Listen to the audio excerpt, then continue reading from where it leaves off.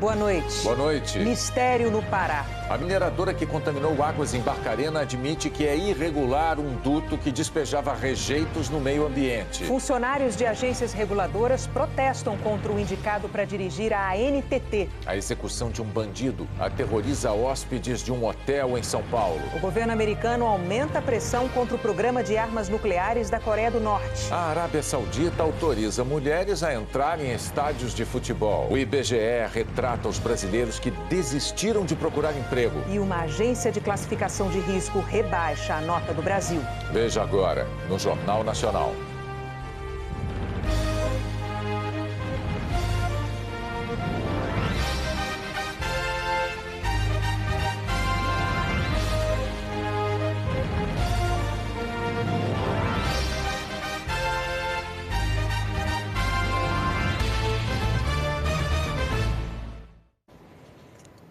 A agência de classificação de risco Fitch rebaixou hoje a nota de crédito do Brasil. Foi uma consequência da demora do país em aprovar medidas para equilibrar as contas públicas, principalmente a reforma da Previdência. A Fitch declarou que o rebaixamento da nota brasileira reflete déficits fiscais grandes e persistentes, ou seja, despesas muito maiores do que as receitas, dívida pública alta e crescente e o fracasso das reformas que melhorariam as contas do governo. Os países mais seguros do mundo para investimentos têm notas que começam com a letra A. Estados Unidos e Alemanha, por exemplo, são AAA. O Brasil já estava num grupo intermediário, tinha nota BB e piorou, caiu para BB-. Países com essas notas não são considerados seguros para investidores e acabam atraindo principalmente dinheiro de especuladores que aceitam correr riscos maiores por causa dos juros maiores que recebem. Mas a agência não prevê um novo rebaixamento no curto prazo. A Fitch declarou que quando o governo reconheceu não ter como votar a reforma da Previdência, ele deu um passo para trás, que minou a confiança nas finanças públicas e no compromisso político de abordar a questão da reforma. Mencionamos justamente a incapacidade da classe política no Brasil, seja o executivo, seja o legislativo, mas de fazer reformas estruturais. Quer dizer, o Brasil é um país que tem um problema estrutural. Nós temos que enfrentar esses problemas estruturais e temos que resolvê-los. Isso só passa através de reformas. Apesar do rebaixamento, a Fitch afirmou que a economia brasileira continua se recuperando de uma recessão profunda e prolongada e citou a queda da inflação. Fitch, Moody's e Standard & Poor's são as 3 agências de classificação de risco mais importantes do mundo. Em janeiro, a Standard & Poor's já havia rebaixado a nota do Brasil, exatamente por causa da demora em aprovar a reforma da Previdência, que a agência considera fundamental para o país equilibrar suas contas. Só no ano passado, o déficit da Previdência foi de quase 270 bilhões de reais. O Brasil está sem o selo de bom pagador dado pelas agências desde 2015. E a consequência imediata disto é que fica mais caro para as empresas e também para o governo conseguir crédito no exterior. A Bolsa de Valores de São Paulo fechou em alta de 0,7% e atingiu um novo recorde em pontos. O economista Alexandre Schwartzman afirma que a decisão da Fitch não teve impacto no mercado financeiro porque os problemas já eram conhecidos e o rebaixamento esperado. Está muito mais ligado à dinâmica política, saber quem vai ser eleito em 2018 e se a pessoa, as forças políticas que forem eleitas em 2018 vão levar adiante reformas ou não. O ministro da Fazenda, Henrique Meirelles, disse que a decisão da Fitch não foi surpresa e que o governo continua empenhado em uma agenda de reformas. É normal que as 3 agências tendam a fazer movimentos conjuntos. Eu acho que está exatamente de acordo com as previsões, de acordo inclusive com o que nós temos dito há muito tempo, que é o fato de que é importante, é necessário aprovar essas reformas que nós estamos fazendo na economia brasileira. O Brasil já aprovou o teto de gastos, já fez a reforma trabalhista, etc. Eles colocam basicamente a visão de que o Brasil já está tomando as medidas necessárias, etc., para mudar. O IBGE contou os brasileiros que acabaram vencidos pelo não na hora de procurar emprego. A parcela da população que desistiu de correr atrás de trabalho. O operário que queria operar na fábrica, o vendedor que queria vender na loja, o engenheiro que queria exercer o seu engenho, São milhões de brasileiros que querem, correm atrás, mas não encontram. No último trimestre do ano passado, 12 milhões e 300 mil trabalhadores estavam desempregados no Brasil. O IBGE considera como desempregado todo aquele que não tem trabalho, mas está à procura. Existe, no entanto, outro grupo igualmente numeroso. São brasileiros que procuraram, mas acabaram desistindo de encontrar. Estamos falando de 4 milhões e 300 mil trabalhadores vencidos pelo desânimo, pelo desalento. Se este conceito soa um pouco abstrato, aqui vai um exemplo concreto. Depois de 5 anos trabalhando como auxiliar administrativa na mesma empresa, a Maiara foi demitida em 2016. Passou 2017 inteiro fazendo entrevistas de emprego. Nada. 15 entrevistas. Nada. Nada. Tive retorno de nada. No momento de desistir, murro em ponto de faca. Murro em ponto de faca que a gente está dando. É a primeira vez que o IBGE mede o desalento na Pesquisa Nacional de Domicílios. O levantamento mostra que este sentimento é maior no Nordeste, onde o desalento atinge 2 milhões e 600 mil trabalhadores, principalmente na Bahia e no Maranhão. Isso pode estar relacionado principalmente com essa crise econômica, onde a desocupação é alta e as pessoas acreditam que elas podem não conseguir trabalho e acabam se afastando da força de trabalho. Somando desemprego, subocupação e desalento, o número de brasileiros afetados passa dos 26 milhões, segundo o IBGE. É um número absolutamente absurdo, chega a 27%, se eu não me engano, da população em idade de trabalhar. Isso a economia tem que responder, a economia tem que ficar mais dinâmica e aí essas pessoas vão ser absorvidas em boa parte. Diante de tantas negativas, a Maiara resolveu mudar de ânimo e de área. A ex-auxiliar agora anda toda alegre no novo curso de enfermagem. Estou, assim, dando prioridade agora aos meus estudos. Em março eu estou começando a estagiar. Nesse cenário de emprego escasso, muitas empresas mudaram a forma de selecionar os funcionários. Olha, no mercado com desemprego tão alto quanto o brasileiro, a primeira grande surpresa da Vanessa foi conseguir se recolocar em rápidos 2 meses. E a segunda e maior novidade para ela foi entrar numa empresa com um chefe que fez a entrevista mais maluca que ela já participou na vida. Quais são seus valores, mas o que é importante para você, o que você não abre mão, que no final eu já estava... Meu Deus, isso é muito mais uma conversa, quase que uma terapia de autoconhecimento do que, de fato, uma entrevista. Uma aceleradora de novos negócios que faz reuniões a céu aberto com cadeira de praia e mesa de boteco no gramado. Como é que se encontra uma pessoa organizada, disciplinada, que gosta de tecnologia e com foco para um lugar com esse clima? Só analisando o que está escrito numa folha de papel, hein? Não tem, né? Não tem isso. Então, nós vamos ter que formar essas pessoas e cada vez mais, porque o mundo está mudando. Todo mundo vai ter que aprender mais. Né? E onde você se dispõe a aprender mais? Onde você está feliz ali, buscar o seu melhor e aí você aprende. E esse é um perfil de chefe que está cada vez mais presente no mercado, aquele que até pode usar os currículos tradicionais de sempre para fazer uma triagem inicial dos candidatos. Mas na hora da entrevista, no rosto a rosto mesmo, ele quer muito mais saber quem é a pessoa de verdade do que aquilo que ela é capaz de fazer profissionalmente. A pessoa conta mais porque o que é técnico, o profissional pode aprender com o tempo. Principalmente porque muitas das vagas desse novo mercado nem estão sendo formadas pelas faculdades. Focaram bastante na parte da curiosidade, da aprendizagem, e são 2 coisas que eu levo bastante para a minha vida. O que a gente busca? A gente busca primordialmente capacidade de aprendizagem, né? A capacidade de adaptação desse profissional às realidades que vão mudar constantemente. Esse fenômeno está começando principalmente pelas empresas de tecnologia, mas há quem diga que é um caminho sem volta para todo mundo.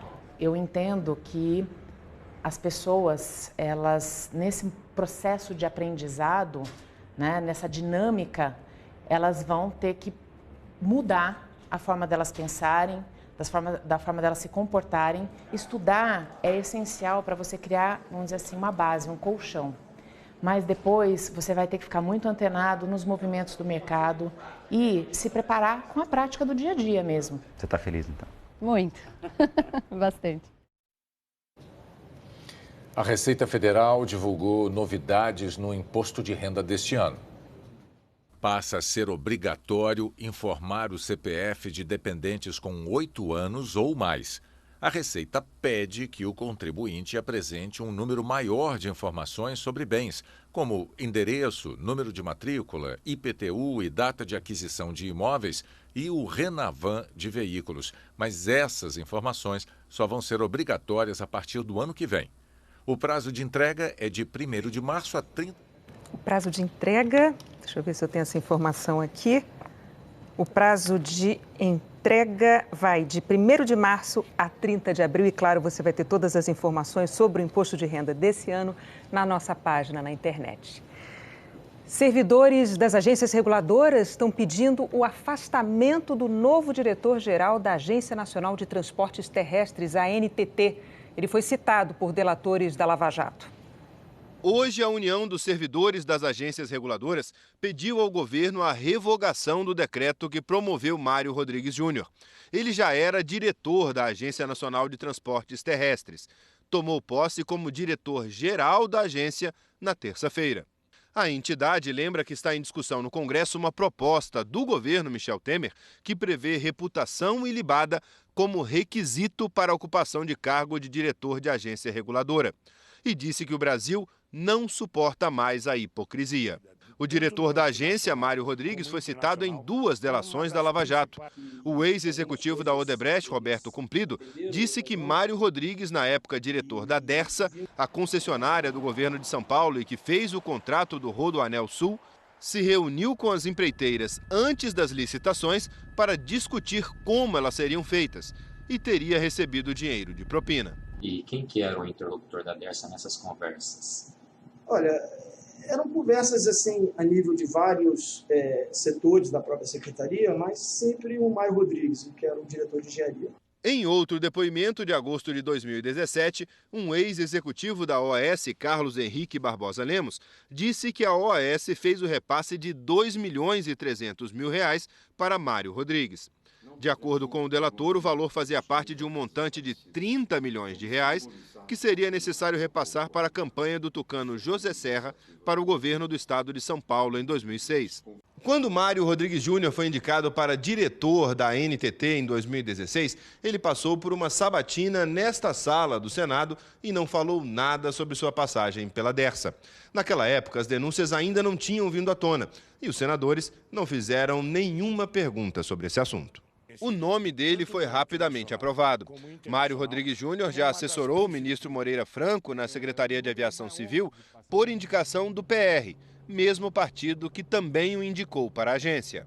Os servidores da agência pedem que o governo espere a conclusão das investigações e dizem que essa nomeação prejudica a moralidade na administração pública. Se a investigação for arquivada, encerrada, sem nenhuma denúncia, sem nada, ele pode ser nomeado diretor-geral. A gente só acha que o momento é muito inoportuno, ainda mais no momento que a gente busca revigorar e fortalecer as agências reguladoras. Uma nomeação com essas questões, com reputação ilibada, com questões maculadas, é muito ruim para a agência. O diretor-geral da ANTT, Mário Rodrigues, disse que respeita o posicionamento dos servidores, mas que os fatos noticiados não têm relação com a gestão do diretor da agência. Sobre as denúncias dos delatores da Lava Jato, Mário Rodrigues disse que não comenta assuntos que serão objeto de análise da Justiça. A assessoria do Palácio do Planalto disse que Mário Rodrigues passou por sabatina no Senado e é funcionário de carreira da ANTT. O governo de São Paulo e a Dersa afirmaram que são grandes interessados no andamento das investigações e esperam ressarcimento dos danos que venham a ser apurados. A assessoria do senador José Serra, do PSDB, disse que os eventos citados foram antes do mandato como governador e que o partido sempre cuidou da arrecadação para as campanhas de Serra. O PSDB de São Paulo reiterou que todas as doações feitas ao partido são devidamente registradas na Justiça Eleitoral e que jamais pediu a qualquer empresa contrapartida relacionada a contratos governamentais. O PR disse que não comenta decisões do presidente da República na escolha de nomes para cargos no governo. O ministro Moreira Franco não quis se manifestar. O delegado da Polícia Federal, Kleiber Malta Lopes, pediu ao Supremo Tribunal Federal mais 60 dias para concluir o inquérito sobre o suposto favorecimento de empresas do setor de portos por um decreto do presidente Temer. O delegado alega que solicitou medidas imprescindíveis ao Ministério Público que ainda estão pendentes, que sem elas, os crimes investigados, notadamente possíveis atos de corrupção e de lavagem de dinheiro, nas palavras do delegado, podem ficar sem esclarecimento. O Palácio do Planalto não quis se manifestar. A Procuradoria-Geral da República afirmou que se manifestará nos autos. A Lava Jato prendeu hoje o presidente da Federação do Comércio do Rio, suspeito de desviar recursos públicos e usar o esquema criminoso do ex-governador Sérgio Cabral para lavar o dinheiro. A polícia prendeu Orlando Diniz em casa no Leblon, na zona sul do Rio. Mas este não é o único endereço dele no bairro. O executivo também tem um apartamento neste outro prédio, o mesmo do ex-governador Sérgio Cabral. E a proximidade entre os dois vai além de terem sido vizinhos por muito tempo. O Ministério Público Federal diz que Orlando Diniz desviou recursos públicos e usou o mesmo esquema da organização criminosa do ex-governador para lavar dinheiro. As investigações apontam que ele repassava os valores a empresas da quadrilha e depois recebia o dinheiro limpo usando contratos falsos de consultoria. Só com empresas de ônibus e concessionárias foram 3 milhões de reais. Orlando Diniz é presidente da FEComércio, a Federação do Comércio do Rio, há 14 anos. E até dezembro era presidente também do SESC e do SENAC no estado. Ele foi afastado por ordem do Superior Tribunal de Justiça, depois de suspeitas de irregularidades. Orlando Diniz lutou muito e gastou muito para tentar não perder o cargo. Os investigadores descobriram que o executivo pagou 180 milhões de reais a advogados entre 2012 e 2017. O Ministério Público Federal investiga se a contratação dos escritórios de advocacia não foi apenas para defender interesses pessoais e se manter no cargo. Entre os escritórios contratados por Diniz estão o da ex-primeira-dama Adriana Anselmo, mulher de Sérgio Cabral, por 20 milhões de reais. E o escritório de Roberto Teixeira e Cristiano Zanin, o mesmo que defende o ex-presidente Lula na Lava Jato. Foi o que recebeu o maior valor, 68 milhões de reais. Segundo as investigações, 1 milhão teria sido pago em dinheiro. A ex-superintendente jurídica do SENAC contou que numa reunião foi dito que o problema de Orlando Diniz era político e que Roberto Teixeira era capacitado para mantê-lo na presidência do SESC e SENAC. Os contratos são investigados, os advogados não. O volume dos recursos chamaram bastante atenção, mas a existência ou não da prestação dos serviços advocatícios, a gente ainda não pode afirmar peremptoriamente se foram prestados os serviços ou não, se esses escritórios participaram ou não de alguma atividade ilícita. Na relação de amizade com o ex-governador, os procuradores descobriram ainda que, a pedido de Sérgio Cabral, Orlando Diniz contratou pessoas para o SESC e o SENAC, como funcionários fantasmas. Entre elas, a chefe de cozinha e a governanta de Sérgio Cabral, que chegaram a receber salários de até 18 mil reais. A prisão de Orlando Diniz é preventiva, não há prazo definido. A operação ganhou o nome de Jabuti, era o apelido dos funcionários fantasmas. Todos nós aqui sabemos que o jabuti não sobe em árvore e que alguém coloca o jabuti lá em cima. E a Lava Jato vai derrubar todos esses jabutis. A defesa de Orlando Diniz disse que as acusações são infundadas e vai esclarecer todos os pontos no processo. O SESC e o SENAC do Rio informaram que, depois do afastamento do dirigente, uma nova administração assumiu para que as instituições retornassem à sua finalidade. Nós não conseguimos falar com a FEComércio. A defesa de Sérgio Cabral declarou que a Polícia Federal repete a prática de prender um suspeito de ter agido junto com o ex-governador e que, após a prisão, o suspeito recebe um benefício para acusar o ex-governador. A defesa de Adriana Anselmo declarou que o escritório prestou serviços efetivos à FEComércio e que não há nenhuma ilicitude no contrato. O escritório Teixeira Martins e Advogados declarou que presta serviços jurídicos à FEComércio desde 2011, que todos os honorários recebidos foram contabilizados e os impostos recolhidos, que a relação entre cliente e advogado é protegida por sigilo legal e o Ministério Público Federal jamais poderia ter dado publicidade a esses dados. O escritório afirma ainda que aspectos da contratação foram manipulados e que tomará as medidas necessárias para coibir o abuso. A Polícia Federal entregou hoje ao juiz Sérgio Moro a perícia nos sistemas de informática do Departamento de Propinas da Odebrecht. Os peritos conseguiram confirmar a autenticidade da imensa maioria dos quase 2 milhões de arquivos e afirmaram ter encontrado lançamentos que ligam a Odebrecht à compra de um terreno que, segundo a Lava Jato, seria para o Instituto Lula. A obra nunca foi realizada. Mas os peritos não conseguiram determinar uma relação entre a compra do terreno e alguma obra específica da Petrobras. A perícia também descobriu que arquivos foram apagados do sistema logo depois da prisão do ex-presidente do grupo, Marcelo Odebrecht. O juiz Sérgio Moro deu prazo de 15 dias para que os assistentes técnicos se manifestem sobre a perícia. Os advogados do ex-presidente disseram que os peritos confirmam o que sempre foi dito por eles, que a perícia não estabeleceu qualquer vínculo entre os contratos da Petrobras e os imóveis indicados na denúncia e que não apontou o pagamento de qualquer vantagem indevida a Lula.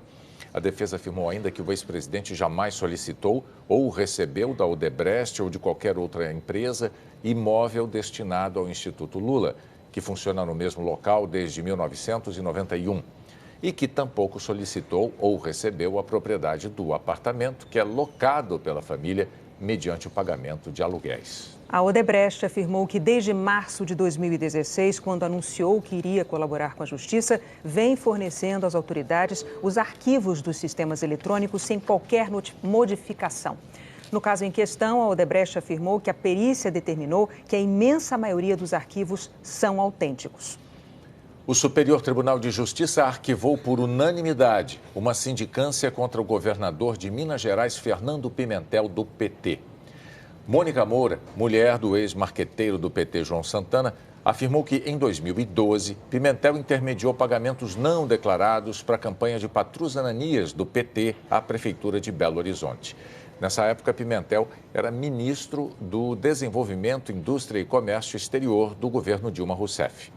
A Procuradoria-Geral da República pediu o arquivamento por falta de provas.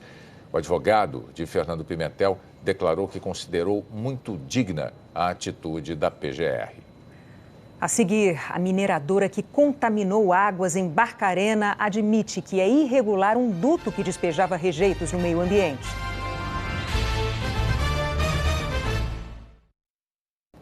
A mineradora que provocou o vazamento de material tóxico em águas de uma cidade do Pará admitiu que tinha um duto irregular. O Ministério Público pediu o embargo de parte das operações da empresa. Nas comunidades vizinhas à mineradora vivem mais de 400 famílias. A confirmação de que os igarapés que abastecem a região foram contaminados por metais tóxicos assustou os moradores. Essa água que vem diretamente do poço daqui, o nosso poço, né? Eu não tenho condição de comprar água mineral, aí a gente usa ela mesmo. A Prefeitura de Barcarena e a empresa Hidroalunorte disseram que vão fornecer água potável. A Secretaria de Saúde do Pará informou que vai avaliar a qualidade da água nos poços e prestar assistência médica aos moradores. Representantes do IBAMA, da OAB e uma comissão de deputados federais se reuniram com a direção da Hidroalunorte. Eles cobraram explicações sobre a tubulação que foi usada pela empresa de forma irregular para despejar água de cor avermelhada em uma região de floresta depois da chuva forte do fim de semana. A mineradora afirmou que, após uma vistoria, verificou a existência da tubulação e que está investigando o vazamento. Mas a empresa, que preferiu não gravar entrevista, voltou a negar o transbordamento no depósito de resíduos de bauxita. A empresa não reconheceu nada de erro, é como se tudo tivesse na mais absoluta perfeição, que a Hidro possa fazer aqui exatamente o mesmo padrão que ela faz na Noruega, porque aqui ela está fazendo coisas que lá na Noruega ela não faz. O Ministério Público do Pará recomendou o embargo imediato de um dos depósitos da Hidro, porque a empresa já estaria despejando resíduos de bauxita sem licença de operação. Todos os dados levantados, científicos, foram oriundos de solicitações do Ministério Público, tanto estadual quanto federal. Isso só demonstra que essa fiscalização que a SEMAS tem realizado é falha. Isso precisa ter uma mudança urgente, porque vulnera a saúde e a vida das pessoas e do meio ambiente. Não é a primeira vez que moradores da zona rural de Barcarena são afetados pela contaminação da água em decorrência de vazamentos aqui no polo industrial do município, onde, além da Hidroalunorte, existem outras mineradoras e também metalúrgicas. Pesquisadores da Universidade Federal do Pará, que analisam os impactos ambientais nessa região há 11 anos, fizeram um estudo que identificou, por exemplo, a presença de chumbo em 90% dos poços artesianos nas comunidades pesquisadas. Em 80% da população analisada, o cabelo dessa população mostrou que ela está contaminada também por chumbo. Muito preocupante, muito perigoso para a população. Nos últimos 15 anos, a Defensoria Pública registrou 15 acidentes ambientais em Barcarena. Ontem à noite, mais um susto em Barcarena. Um trecho da PA 481 ficou coberto de lama que vazou de um caminhão que transportava rejeitos da Hidroalunorte. Os resíduos estão sendo analisados. O IBAMA informou que está investigando se a mineradora agiu de má fé porque não mencionou o possível despejo de rejeitos por uma tubulação durante a vistoria no último domingo. A Hidro negou que esteja operando no depósito de resíduos sem autorização. A Secretaria Estadual de Meio Ambiente informou que o licenciamento está em situação regular. Sobre a falha na fiscalização, o governo do Pará declarou que agiu com rapidez assim que constatou o vazamento irregular em Barcarena. A Agência Nacional de Energia Elétrica anunciou que a bandeira tarifária vai continuar verde em março. Portanto, sem cobrança extra nas contas de luz. Isso porque as condições de geração de energia nas hidrelétricas continuam ajudando. E tem chuva prevista para amanhã em áreas importantes para a geração de energia elétrica. Vamos conversar com a Maju lá em São Paulo. Boa noite, Maju. Oi, Renata, boa noite para você, para o Bonner e para todos. Isso mesmo, é no Sudeste e Centro-Oeste que ficam duas das principais bacias geradoras aí de energia, do Rio Grande e também a do Rio Paranaíba. E nos próximos 15 dias deve chover bastante sobre elas. O especialista em climatologia, o Alexandre Nascimento, diz que será uma chuva boa para fazer a água dessas bacias escorrer naturalmente, gerar energia sem precisar usar comportas. É a chamada energia natural afluente, que quando é suficiente, dispensa o uso de água de reservatórios e de térmicas, por isso que não encarece a conta. A chuva tem seu lado bom, mas pode ter seu lado cruel, né? A que caiu ontem em Ubatuba, no litoral norte paulista, provocou deslizamentos e matou uma mulher de 55 anos. Foi muita água em Ubatuba, mas na Praia do Lázaro, gente, choveu em 12 horas, quase toda a média do mês de fevereiro. Choveu também bastante em Angra, no Rio e na região aí serrana do estado, a gente vê aqui Nova Friburgo. Mas amanhã tem notícia boa para estas áreas. A chuva vai perdendo força e o tempo vai voltando a abrir. 31 graus na capital fluminense e em Ubatuba faz 27, que é a mesma máxima aqui de São Paulo. Já em pontos de Minas Gerais e do Espírito Santo, a chuva pode continuar forte, como em BH, em Vitória e em Linhares. Renata. E como fica o sábado nas outras regiões, Maju? Olha aqui o nosso mapa de chuva. Renata, pode chover aqui na maior parte do centro-oeste, também da região norte, em áreas aí do nordeste também. 27 de máxima em Rio Branco e 30 lá em Belém, muita chuva para lá. Sábado chuvoso também em Cuiabá. No oeste da região sul, pancadas podem quebrar um pouco aí da secura. Tempo instável aqui também na faixa leste, entre Paraná e Santa Catarina. E vai dar praia com certeza em quase todo o leste do Nordeste, como em Aracaju, onde faz 32 graus, 24 em Curitiba, com possibilidade de garoa, sol e 28 graus, Renata, em Porto Alegre. Bom fim de semana, Maju. Para vocês também. E como se não bastasse ser uma sexta-feira, hoje tem Globo Repórter, gente. É o primeiro programa de 2018 e essa temporada começa falando de flores. Você sabia que o Brasil é o país mais florido do planeta? Nenhum outro tem tantas espécies como o nosso. Cresce o número de brasileiros que ganham a vida trabalhando com flores. Olambra, a cidade fundada pelos holandeses, inunda os mercados com as cores que saem de seus canteiros. A tulipa brasileira que seduziu os europeus. Beija-flor, o mensageiro da reprodução nos jardins e nas matas. As misteriosas rosas do deserto, as flores que curam e a cidade que produz mais rosas no Brasil. Hoje, no Globo Repórter. A seguir, a execução de um bandido aterroriza hóspedes de um hotel em São Paulo. A Arábia Saudita autoriza mulheres a entrar em estádios de futebol.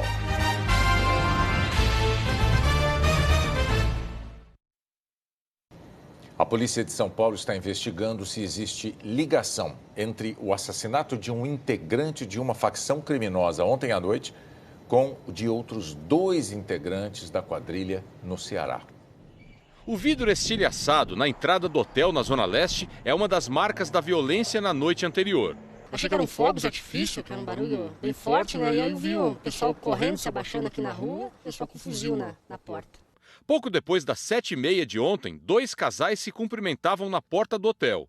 De repente, um homem apareceu correndo e, ao mesmo tempo, um tiro pegou no vidro do carro. O homem, já caído, foi atingido por disparos de fuzil. Um outro bandido deu mais tiros. Dentro do hotel houve pânico entre hóspedes e funcionários. 2 mulheres ficaram feridas. O homem executado é Wagner Ferreira da Silva, de 32 anos. Ele era integrante da facção paulista que comanda crimes de dentro dos presídios. Entre os comparsas, era conhecido como Cabelo Duro. A polícia suspeita que a morte dele tem a ver com a execução de outros 2 membros da quadrilha. Rogério Jeremias de Simone, o GG do Mangue, e Fabiano Alves de Souza, o Paca, foram mortos em Aquirás, região metropolitana de Fortaleza, na semana passada. Segundo as investigações, eles estavam a bordo de um helicóptero. O piloto teria simulado uma pane e, quando pousou, GG e Paca foram assassinados pelos próprios comparsas. A polícia já sabe que os 2 tinham imóveis de luxo no Ceará. A Justiça do Ceará decretou a prisão de Wagner Ferreira ontem por suspeita de envolvimento direto na morte dos 2 bandidos. A polícia do Ceará pediu à Polícia Civil de São Paulo que tentasse localizá-lo, mas os rivais o encontraram primeiro, aqui na porta do hotel. Esse bilhete foi apreendido no começo da semana na penitenciária de Presidente Venceslau, no interior paulista, onde está presa a maior parte da cúpula da facção.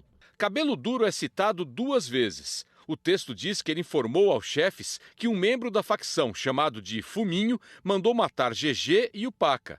Cabelo Duro teria prova de que os 2 estavam roubando a quadrilha. Nós estamos juntando tudo, na verdade até casos anteriores já ocorrido, de integrantes, que seriam integrantes desta facção, para podermos elaborar uma vinculação entre todos esses casos. Militares das Forças Armadas voltaram às ruas do Rio de Janeiro numa operação conjunta com as polícias civil e militar. Foi a 3ª operação das Forças Armadas esta semana. 3.200 militares participaram do cerco a comunidades na zona oeste do Rio. Deram apoio às polícias civil e militar que fizeram buscas na Vila Kennedy, Vila Aliança e Coreia. O Comando Militar do Leste negou que a operação tenha relação com o assassinato do subcomandante da Unidade de Polícia Pacificadora da Vila Kennedy. Na última quarta-feira, o tenente Guilherme Lopes Cruz foi morto pouco depois de recuperar uma arma na comunidade. A arma pertencia ao sargento do Exército Bruno Albuquerque Cazuca, assassinado um dia antes. Hoje, 27 pessoas foram levadas para a delegacia. Uma delas é investigada pela morte do sargento. As forças de segurança apreenderam carros, motos, drogas, além de 2 pistolas, mas nenhum fuzil foi encontrado. Durante a operação, motoristas tiveram que apresentar documentos e carros foram revistados. O jornal O Globo divulgou imagens em que homens das Forças Armadas tiram fotografias de moradores com a identidade na mão. Segundo o jornal, eles ficharam homens, mulheres e idosos. O Comando Militar do Leste afirma que a consulta é um procedimento policial para averiguação da existência de mandado judicial sobre suspeitos, que o uso do celular foi para abreviar o incômodo aos moradores e que não há ilegalidade. O Ministério Público Estadual esclareceu que as Forças Armadas estão adotando medidas para tornar viável o cumprimento de mandados de prisão e que fotografar pessoas com suas carteiras de identidade pode ser justificado para afastar qualquer suspeita de falsidade. A OAB no Rio e a Defensoria Pública do Estado são contra. A Defensoria alega que esse tipo de abordagem configura violação de direitos fundamentais. No almoço com o governador Luiz Fernando Pezão, o interventor-general Braga Neto anunciou o nome dos 2 principais integrantes da equipe. O general Richa Fernandes Nunes vai assumir a Secretaria de Segurança Pública e o general Mauro Sinotti será chefe de gabinete da intervenção. O gabinete do interventor vai funcionar aqui, no Centro Integrado de Comando e Controle. O futuro secretário de Segurança Pública, Richard Nunes, é bacharel em Direito e está à frente da Escola de Comando e Estado-Maior. Esta semana foi promovido a general de divisão, o chamado 3 Estrelas. Já o braço direito do interventor, Mauro Sinotti, é comandante da 1ª Divisão do Exército. Nos Jogos Olímpicos, chefiou o Comando Conjunto de Prevenção e Combate ao Terrorismo.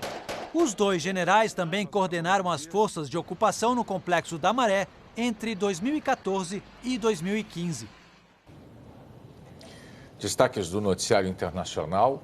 O governo dos Estados Unidos anunciou novas medidas econômicas para pressionar a Coreia do Norte a desistir das armas nucleares. Donald Trump chamou de as sanções mais pesadas já impostas a qualquer país.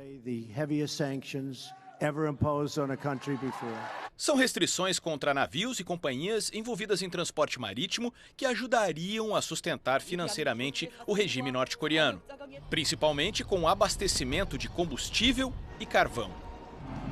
O anúncio acontece ainda durante as Olimpíadas de Inverno da Coreia do Sul. A participação da Coreia do Norte vinha sendo vista como um primeiro passo para uma aproximação diplomática entre os 2 vizinhos. Ivanka Trump, filha do presidente e assessora sênior da Casa Branca, está na Coreia do Sul justamente para o encerramento dos Jogos e foi a responsável por avisar o presidente sul-coreano das novas sanções. Ao detalhar as medidas, o secretário do Tesouro americano alertou que qualquer país que ajude a Coreia do Norte não vai poder fazer negócios com os Estados Unidos. E Donald Trump disse que se as sanções falharem, os Estados Unidos vão ter que passar para a fase 2. E a fase 2 pode ser muito dura, muito infeliz para o mundo, afirmou Trump. E completou, dizendo que tem esperança que as sanções funcionem. A Organização dos Estados Americanos pediu ao governo venezuelano que adie as eleições presidenciais de abril. A organização defende que o processo permita a participação de todos os partidos, além de observadores internacionais e de um conselho eleitoral independente. E considera que o cronograma atual impede uma eleição democrática e dentro das normas internacionais. O Brasil e outros 18 países apoiaram a resolução da OEA. 5 foram contrários e 8 se abstiveram, incluindo aliados tradicionais da Venezuela, como Equador, Nicarágua e El Salvador. O governo dos Estados Unidos anunciou hoje que vai inaugurar a embaixada nova em Israel em maio, na cidade de Jerusalém. A mudança vai coincidir com a comemoração dos 70 anos de fundação de Israel. Em dezembro passado, o presidente Donald Trump reconheceu a cidade como capital de Israel em vez de Tel Aviv. Essa decisão causou muita polêmica porque o lado oriental de Jerusalém é reivindicado pelos palestinos. Os demais países têm mantido as embaixadas em Tel Aviv, até que israelenses e palestinos concluam as negociações de paz. E um dos regimes mais fechados do mundo deu um passo importante no reconhecimento dos direitos das mulheres. O governo da Arábia Saudita liberou a presença feminina em estádios de futebol. A liberdade às vezes se limita aos olhos e mesmo eles não podiam enxergar. Mas o rígido código moral foi quebrado. Os estádios agora também são delas. Essa torcedora diz que é um ser humano e que ninguém mais vai impedi-la de fazer o que quer. A outra acha ótimo, porque não tem diferença entre mulher e homem. Os ultrarradicais discordam, mas o futuro rei saudita tirou o poder de prisão da polícia religiosa. Mohammed bin Salman quer modernizar o país. Um dos próximos passos é permitir que as mulheres possam ir aos cinemas. As medidas foram bem recebidas pela maioria dos jovens, que representam 2/3 dos 21 milhões de sauditas. E também por esses 2 meninos. O garoto acha legal que elas possam experimentar essa diversão. A gente já está acostumado a ver torcedoras em todos os tipos de partidas. Agora, num país ultraconservador, não é comum homens e mulheres se misturarem. Então, a possibilidade de as sauditas assistirem a jogos é uma pequena, grande mudança e dentre muitas prometidas. A partir de junho, as mulheres também vão poder dirigir. Essa ativista passou grande parte da vida fazendo campanha por esse direito. Ela se disse em êxtase, mas também triste pelos dias que ficou presa só por ter dirigido. Alguns veem um ritmo de reformas arriscado para o príncipe. O Reino Saudita foi fundado numa aliança com seguidores de uma interpretação controversa do Islã, o arabismo. Bin Salman também criou um centro encarregado de verificar as palavras do profeta Maomé e, assim, eliminar interpretações extremistas. O jogo vai virando devagar no país do santuário de Meca e Medina. Mas se o principal lugar sagrado do Islã ficar mais moderado e estável, o impacto vai ser notado em todo o mundo muçulmano. A torcida é cada vez maior. Boa noite. Boa noite e bom fim de semana.